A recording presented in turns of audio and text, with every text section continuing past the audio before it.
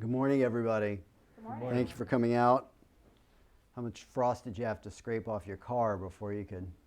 I wasn't expecting that. It wasn't supposed to be that bad. I have to start with an admission that may not come as a surprise to anybody who knows me too well, which is that I have to admit that I'm enough of a nerd that one of my favorite ways to unwind in the evening is going onto YouTube and watching educational videos. I've been obsessed with religion since I was a kid, and I teach religion classes to college students, so I'm looking for resources all the time using that sort of thing. And so, needless to say, religious stuff is high in my algorithm of things that come up in my YouTube feed. And a couple of months ago, I discovered a YouTube channel that was created by a guy he's a professor at an independent Baptist college.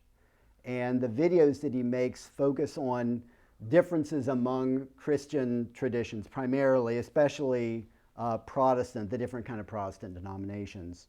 And my impression was, the feeling I got was this was in the middle of the pandemic that he started this channel, so I think it was a way to provide some educational materials to his students. I think it was probably creating these originally for his students to watch them, and it spun into kind of a bigger thing. And one of the things that he focuses on a lot is what he calls the distinctives of these different religious traditions. In other words, how do they differ from one another? How are their beliefs different, their doctrines, their dogmas? How are their practices different, their worship practices, these sorts of things. The way the group is organized, sort of its organizational structure, polity, that sort of thing. So that got me started thinking about that idea of distinctives within Buddhism. Part of why it does matter what Buddhist tradition somebody belongs to is that there are different forms of Buddhism, and they are in fact different from one another in ways that have some significance. It matters whether someone's part of the Theravada tradition of the elders that comes out of Southern Asia, or they're part of the Mahayana greater vehicle tradition of Northern Asia. And it matters a great deal now in the West, especially here in the United States, because we've got so many different forms of Buddhism that have come here, mostly people coming from different parts of Asia and coming here. And so we've now got these different versions of Buddhism, and they're all here, and they're in the same communities, and they're kind of rubbing up against one another in interesting ways that have rarely happened in Asia, where they tend to be more sort of regionally dominant, somewhat isolated from one another in a lot of cases.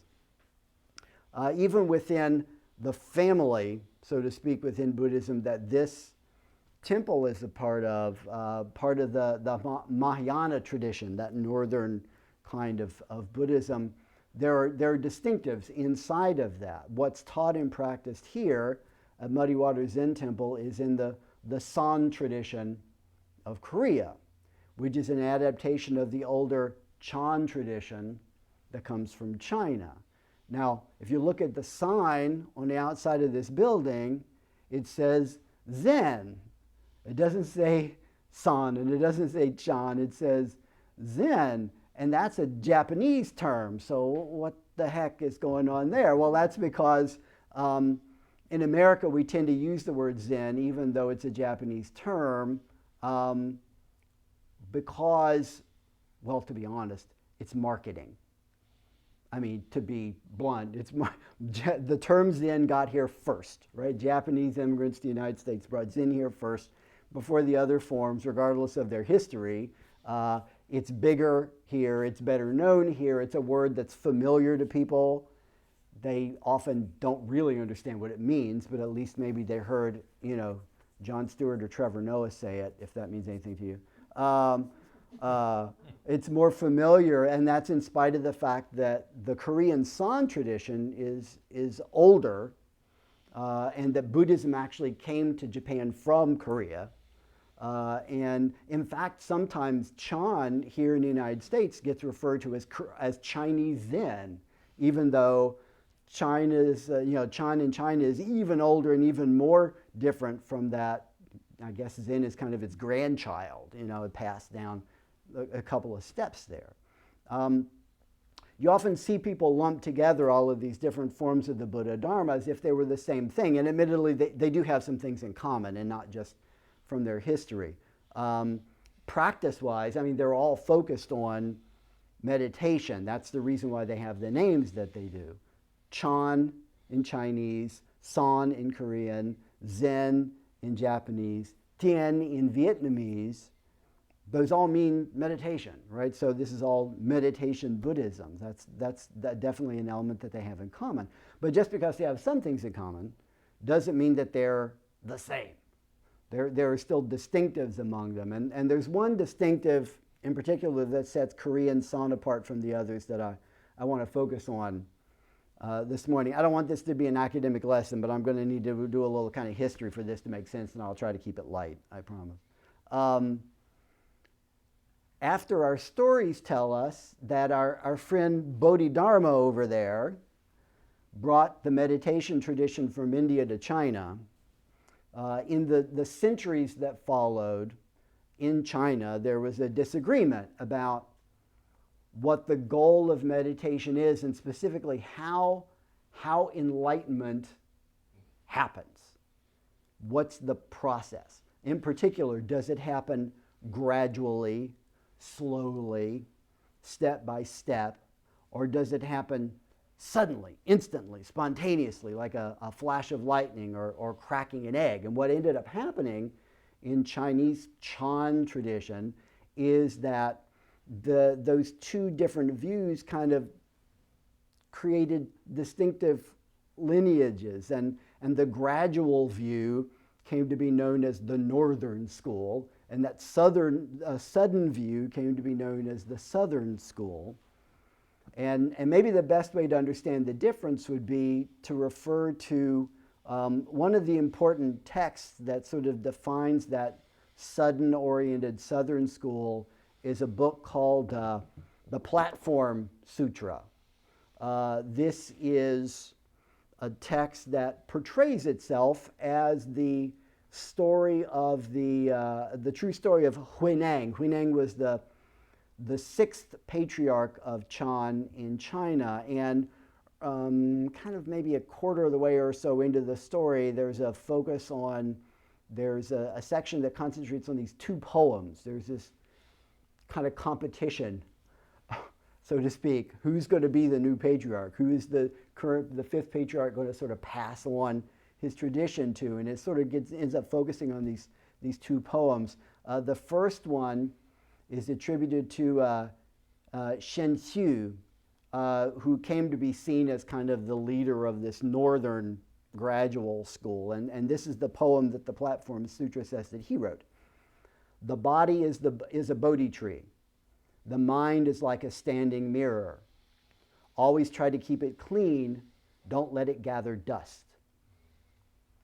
The other poem, which was in response to the first poem, is attributed to Huineng, this guy, the person who ends up being the sixth patriarch and is associated with that southern school. And this was the poem that he allegedly wrote. Bodhi doesn't have any trees. This mirror doesn't have a stand. Our Buddha nature is forever pure. Where do you get this dust? Now, historically, it was the Southern school and its view of sudden enlightenment that came to be the dominant one. And you can see that influence if you look at in China, what ended up, there were lots and lots of different kinds of Chan in China, but the two that ended up kind of surviving were the Chinese Linji school, which when it went to, you might be more familiar with the names of what this is referred to in Japan. It's called Rinzai in Japan. And then the Chinese Caodong school, which ended up going to Japan as Soto. That's the one that's kind of the more dominant one, and not only in Japan, but here in the United States too, in terms of how much of it got transmitted in different temples and various sorts of things. And actually, when I started studying Buddhism, it was in that Japanese Soto form, and I got a real clear message from the teachers I was working with that enlightenment is this sudden experience, right? You don't know how long it's going to take. It might take a month, it might take decades, but when it comes, it's going to be this like It's going to trigger this flash of insight, and once you're enlightened, and that's kind of it, and that's the big experience, and it's kind of this ultimate thing, the height of spiritual development. And actually, as I was working on this, I realized that, come to think of it, it's a little bit like the way getting saved is portrayed in the evangelical Christian tradition. One day there'll be this dramatic conversion experience, and then the person is born again. And once you're born again kind of forever in most interpretations of that. And enlightenment would be kind of like that. You're not enlightened, and then suddenly you are enlightened, and once you're enlightened, then that's it, and you're that way then kind of forever. My nighttime reading for the last little while, because it's a big book, is something called the Surangama Sutra. It's a text that's it's really important in Chinese Buddhism, and was almost certainly written in China, not written in India and transmitted to China. And in that, there are a lot of references to followers of the Buddha who describe themselves as becoming enlightened, and it's something along the lines of, worded in terms of, once I became enlightened, the Buddha realized I didn't need any more training. Like, once you're enlightened, you've got nothing left to learn, right? That's it. That's the apex. That's the ultra point. That's the total experience, and there's sort of nowhere to go from there. That's the top. Now, in Korean San tradition, however, there's a different view of that. Even though our heritage goes back to that Linji school in China, it was Linji Chan that got transmitted to Korea and became the San tradition there. But there's a different view, and a lot of the reason for that different view is because of one guy, one person. Pojo Chino. He lived in the 12th and 13th centuries. There's a modern San monk named Musang Sunim. He wrote a book called Thousand Peaks, and in that book, Musang Sunim compares Chinol's importance in Korean Buddhism to the importance of Thomas Aquinas in European Catholicism, if you've got any familiarity with that. He sort of makes an interesting parallel between the two. Chinol was born to a really wealthy family. He entered monastic training at the age of 9, which wasn't that unusual in those days. While training in the San tradition, he was also a very serious student of the sutras, which was not the norm. And he's the one who's credited with kind of bringing together and finding a way to integrate and unite what had been sort of conflicted meditative and doctrinal approaches to Buddhism, and sort of finding a way to make those compatible. About that, Chinol wrote, "What the world-honored one said with his mouth are the sutras. What the patriarchs transmitted with their mind is San. The mouth of the Buddha and the minds of the patriarchs can certainly not be contradictory." Chinol was also the one who introduced a practice that you see in Chinese Chan, but it's kind of more commonly done in Korean San, which is the practice of meditating on what's called a hwadu. The hwadu is the kind of the key line of a kungan, a koan, and the idea that you take that key line and you meditate specifically on that phrase. And he's the one who sort of brought that into Korean San and promoted that. He wrote a text called Admonitions to Beginning Students. And it's to this day, it's still kind of one of the first things that a new San student is given, sort of a novice monk, that sort of thing. This is the end of it. I want to read you the very end of this text. "Strengthen your will. Reprimand yourself. Reprove your own laziness. Know your faults and turn toward what is good. Reform and repent your bad conduct. Train and control your mind. Cultivate earnestly, and the power of contemplation will grow. Train continuously, and your practice will become increasingly pure." Kind of sounds like polishing a mirror, doesn't it? If you think constantly about how difficult it is to meet the Dharma, the work of enlightenment will always seem fresh. If you always remember your good fortune, you will never backslide. If you persevere in this way for a long time, naturally samadhi and prajna, that's concentration and wisdom, will become full and bright, and you will see your own mind nature. You will use compassion and wisdom like sorcery and ferry across sentient beings.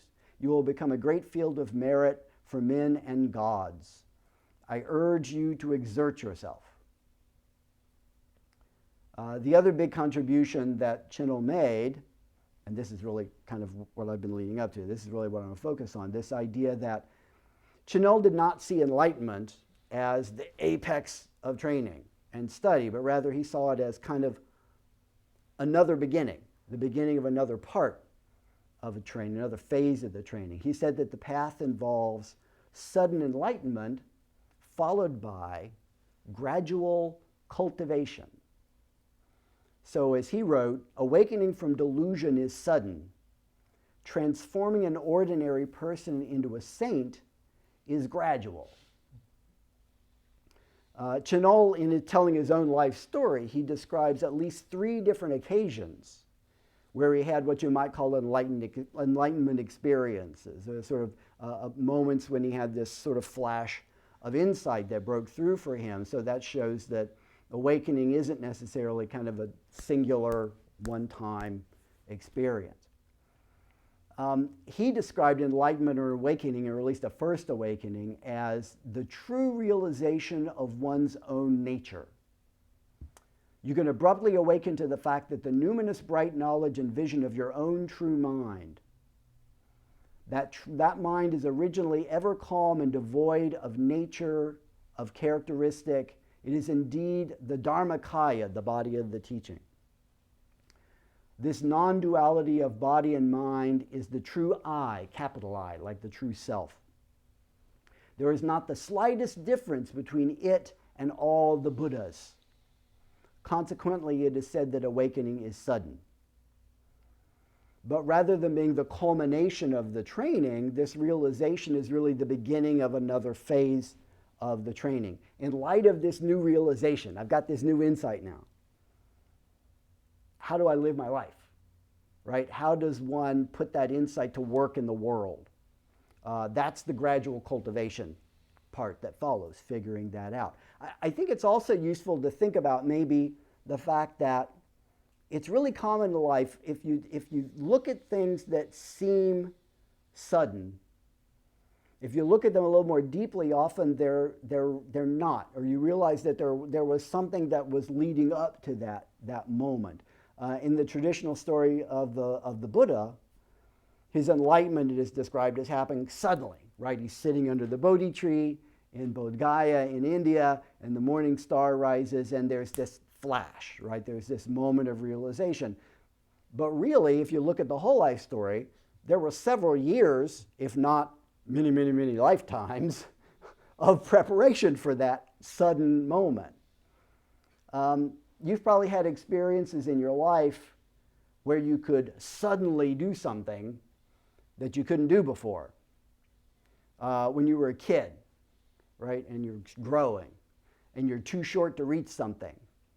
And then suddenly one day you can reach it when you couldn't reach it before. Now, if you really think about it, that wasn't sudden. I mean, one day you couldn't, and the next day you could, but obviously there was a process of growth, right, that led to that moment where you could do that thing. You'd been growing to the point that suddenly you had that capability you didn't have before. Or think about maybe a person who's established an exercise routine, right, and they're getting stronger, and there's something they can't lift, and then one day suddenly they can lift it, right? But obviously they'd been building their strength until they got to the point that they could do that. A lot of breakthroughs that seem sudden are really the result of an extended period of effort, without which the sudden experience wouldn't really have followed. Think about, here's a kind of another crass example of, in the entertainment industry, you hear very often about people who are an overnight success. But when you actually read their life stories, you often find that there was a long years of toiling and obscurity before they suddenly had some sort of opportunity that they didn't have before, and suddenly they're well known, and suddenly they're very successful. Imagine being trapped in a cave or a mine behind a wall of rock and dirt of unknown depth. You're digging yourself out without any way of knowing how close you are to breaking through, right? You dig, and you don't have any way of anticipating how much further you're going to have to go, and then suddenly there's a hole, right? You break through, and there's daylight, and there's fresh air to breathe. I'm not speaking for personal experience at all here, but based on reading lots of accounts and seeing lots of things and talking about lots of people, that seems like the pattern, right? There's a period of preparation of indeterminate length. We don't know how long that's going to take. That leads up to this kind of burst of clarity. One reason why maybe it often isn't talked about that way in the traditions that come out of Chan is actually back to this book. If you read the Platform Sutra and the story of Huineng, it definitely presents a completely sudden enlightenment experience with him, right? He's completely untrained, he's illiterate, he's got no experience with Buddhism, whatever, and then he hears somebody one day read one line out of one sutra, and suddenly he's awakened in this sort of flash of glory that seems completely sudden and spontaneous.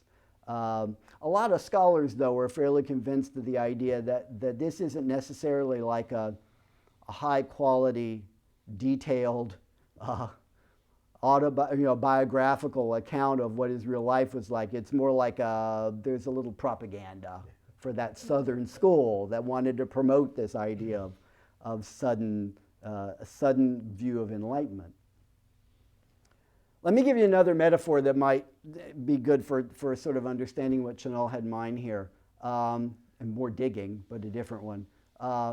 Imagine that you own a diamond mine, and you're digging for diamonds, and you dig and you dig. You don't know how long you're going to have to dig. You're making a lot of effort. You're working way through the earth, and then suddenly you find this big diamond, biggest diamond you've ever seen in your life. But at this point, though, it's dirty, right? It's mostly opaque. It's really irregular. It doesn't necessarily look like a whole lot right at the moment. So to really make it into something valuable, what's going to need to happen now? You're going to need to study it. You're going to need to work with it. You're going to need to clean it, refine it, cut it, polish it gradually over time, right? More effort. So to me, that kind of seems like Chanel's understanding here. The diamond miner, you're the owner of the diamond mine. You already had the diamond because you owned the land, right? You had the mine, therefore you had the diamond. You just didn't know where it was. You didn't know it was there, but you had it all along. You just had to unbury it, right? That's Buddha nature. That's the Tathagata Garbha. That's the embryo of Buddhahood that you already possess. Enlightenment is already inside you, just waiting to be grasped, just like the rough diamond was waiting in the ground to be found the whole time. When you realize and accept your pure and luminous nature, not on the surface of your mind, but in the marrow of your bones, that's the sudden enlightenment. But then you have to understand the implications of that discovery, right? Then you have to refine it and polish it until living that fully every day with every person you meet and every experience you have is as natural as taking a breath. That seems like what our task is. I think the takeaway message from this is fairly straightforward. Have faith and keep digging. The diamond's there, but remember that finding it is not the end of the path. It's the beginning of something new, right? So, as Chinol said, I urge you to exert yourself. Thank you for coming this morning. Thank you, Reverend Jaang.